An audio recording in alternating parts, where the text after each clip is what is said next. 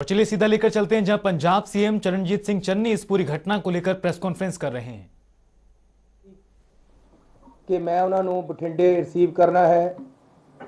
उस तो बाद हैलीकैप्टर दे विच मैं उन्होंने नाल जाना सी, फिरोजपुर जाके उन्होंने नाल एक मीटिंग भी अटेंड करनी सी। उस तो बाद उन्होंने एक पोलीटिकल रैली करनी सी, उत्थे साडा जाण दा प्रोग्राम नहीं सी। ये बाद दे विच बनी है पोलीटिकल रैली दी प्रोग्राम, लेकिन उन्हों दा पार्टी दा प्रोग्राम सी। लेकिन कल हर किसी नूं जिन्हें भी प्राइम मिनिस्टर साहब नूं दे नेड़े जाना है उन्होंने अपना करोना टेस्ट कराना पैंदा है। जदों कल मैं ते अपने दफ्तर के बंदियां दा जिन्हां ने मेरे नाल जाना सी उन्हां दा करोना टेस्ट कराया तो मेरे हर टाइम नाल रहने वाले हुसन लाल जी जिहड़े कि साडे प्रिंसीपल सैकटरी है वो करोना पॉजिटिव आ गए। मेरा एक पीए हरी सिंह सरकारी तौर पर जिहड़ा साडे नाल है वो करोना पॉजिटिव आ गया।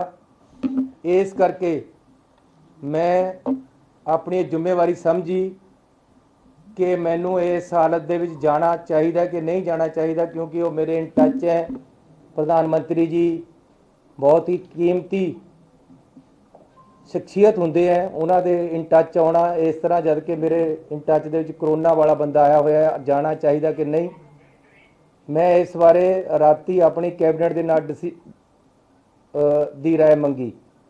कैबिनेट ने मैनू राय दी कि सानू प्रधानमंत्री जी के ऑफिस नू दस देना चाहिए है कि मैं करोना पॉजिटिव दे टच विच आया, इस करके मैनू आदेश दिते जान कि मैं थोड़ा स्वागत करन उत्थे पहुँचा कि ना पहुँचा।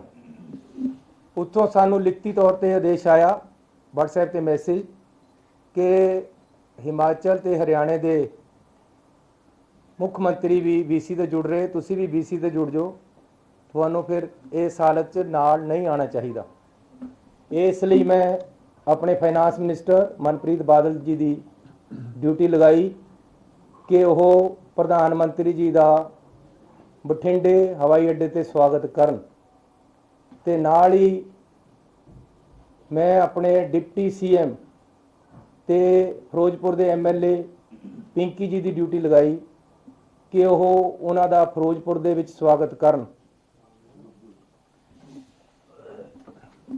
कंटिन्यू कर लिए चल जाएगा, बिजली आ गई। तो उस तरह साडे फाइनांस मिनिस्टर मनप्रीत बादल जी ने उन्हां दा बठिंडे स्वागत किया ते साडे डिप्टी CM ते साडे MLA उन्होंने स्टेज ते वेट कर रहे सी। जिहड़ा कल मैनू जब इत्थे कैबिनेट मीटिंग इसे कमरे चल रही सी, लगभग 8 बजे के लगभग होम मिनिस्टर साहब का टैलीफोन आया कि चन्नी जी उत्थे साडे रैली विच आने वाले बंदियां नूं शायद रोकिया जाए, कुछ एजीटेटर आके सड़कों ते बैठ गए है, चारे पासे सड़कों ते बैठण दी उन्हां दी योजना है, उन्हां नूं तुरंत हटाओ। मैं कहा जी असी हर एहतियात वरतांगे, रैली दे विच सेफ तरीके नाल बंदे आण, असी इहदी पूरी कोशिश करांगे। ते असी रात नूं 3 बजे तक कोशिश करके जिन्ने भी किसान रैली ते सड़कों ते बैठे सी उन्हां नूं उठाया।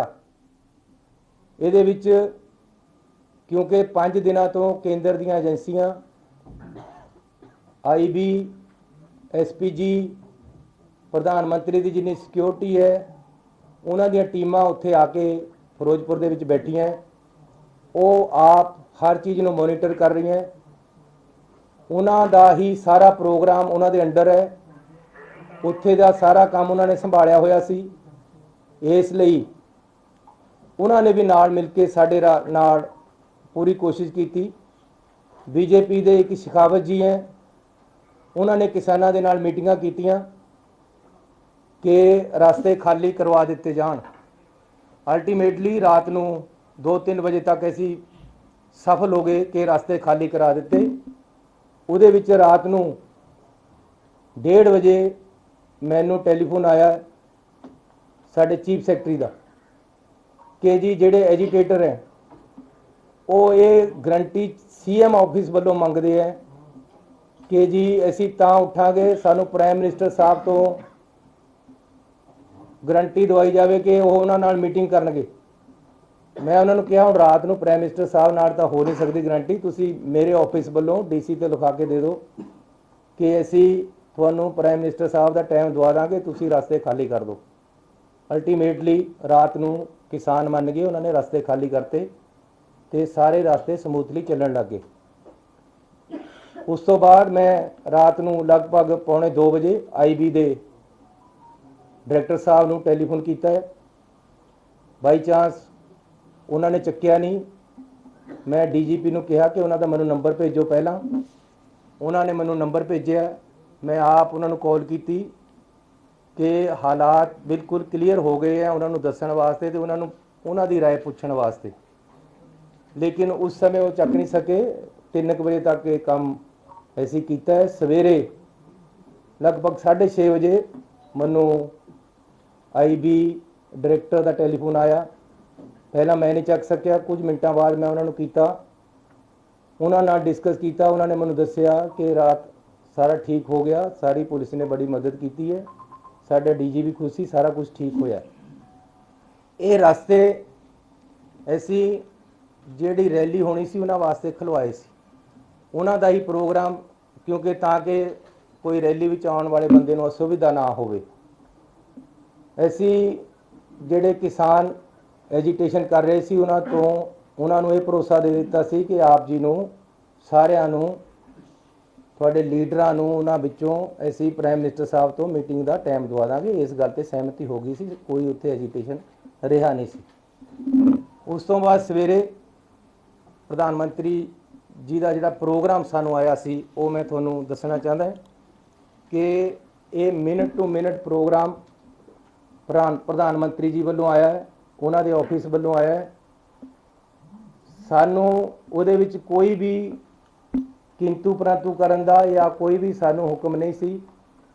सीटिंग अरेंजमेंट भी प्रधानमंत्री जी के दफ्तर चो आया कि प्रधानमंत्री जी कित्थे बैठणगे, उन्होंने नाल कौन बैठेगा, दूसरे पासे कौन बैठेगा, तीसरे पासे कौन बैठेगा, हैलीकॉप्टर दे विच 4 सीटां होणगियां, उहदे च कौन कौन बैठेगा, प्रधानमंत्री जी जिथे जाणगे किस तरीके दे नाल जाणगे, जहाज़ विच कित्थे जाणगे ते गड्डी च कित्थे जाणगे। टोटल प्रोग्राम जिहड़ा बठिंडे तो फिरोजपुर जाण दा बाई एयर सी। 3 हवाई अड्डे जिथे हैलीपैड वो फिरोजपुर दे विच बनाए गए ताकि प्रधानमंत्री जी किसी भी जगह उतर सकते, एक च दूजे च तीजे च। ये भी असीं कहा कि जी मींह दे विच हो सकता कल नूं मींह होवे। जो मैनू मेरे DGP ने दसिया है, उन्होंने ये भी दसिया कि असीं उन्होंने कहा सी कि बरसात भी है, एजीटेशन भी है, जे कैंसल हो सकता प्रोग्राम कैंसल कर दिता जाए, लेकिन उन्होंने कंटिन्यू किया है। उस तो बाद 3 हैलीपैड बनाए गए। हैलीकॉप्टर मींह च उड़ेगा इस गल की छोटी सी उपर उत्थों, इसलिए 3 हैलीपैड बनाए गए। किहड़े विच उतरना ये डिसाइड हो गया सी, लेकिन चकमा देने वास्ते ये सिक्योरिटी के अपने तरीके हैं कि 3 हैलीपैड बनते हैं। उहदे विच मैं तुहानूं प्रोग्राम दस देना जो सानूं आया सी। जनवरी 5 9:30 ते डिपार्चर दिल्ली एयरपोर्ट तो 10:25 ते एयर अराइवल बठिंडा एयरपोर्ट, 10:30 ते डिपार्चर बठिंडा एयरपोर्ट 5 मिनट बाद बाय MI-17 हैलीकॉप्टर, 11:05 ते अराइवल किला चौक हैलीपैड फिरोजपुर। ये प्रोग्राम सानू लिखती तौर पर उत्थों आया हुआ है। कोई भी सोच नहीं सी कि बाई रोड भी प्राइम मिनिस्टर साहब नूं लेके जाना है, ना ही कोई प्रोग्राम सी। सानू ये एग्जैक्ट दसिया गया सी कि हैलीकॉप्टर ते उन्होंने जाना है। ये मौके दे मौके उन्हां दी एजेंसियां वालों अफसरां वालों मिल के मौके दे मौके सड़क दे राही ले जाया गया है।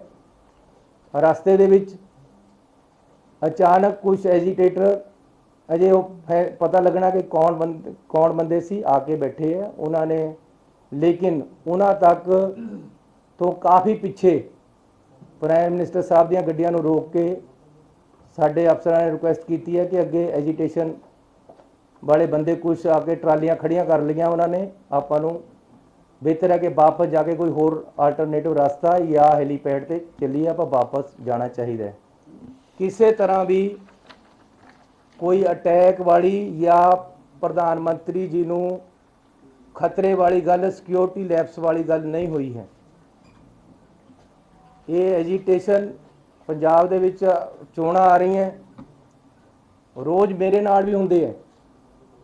ਹਰ ਸਟੇਟ ਦੇ ਵਿੱਚ ਜਦੋਂ ਚੋਣਾਂ ਆਉਂਦੀਆਂ ਡੈਮੋਕ੍ਰੈਟਿਕ ਸਿਸਟਮ ਹੈ, ਕੋਈ ਨਾ ਕੋਈ ਸੜਕ ਤੇ ਆ ਕੇ ਬੈਠ ਜਾਂਦਾ ਹੈ, ਇਹਦੇ ਵਿੱਚ ਹੋ ਜਾਂਦਾ ਹੈ।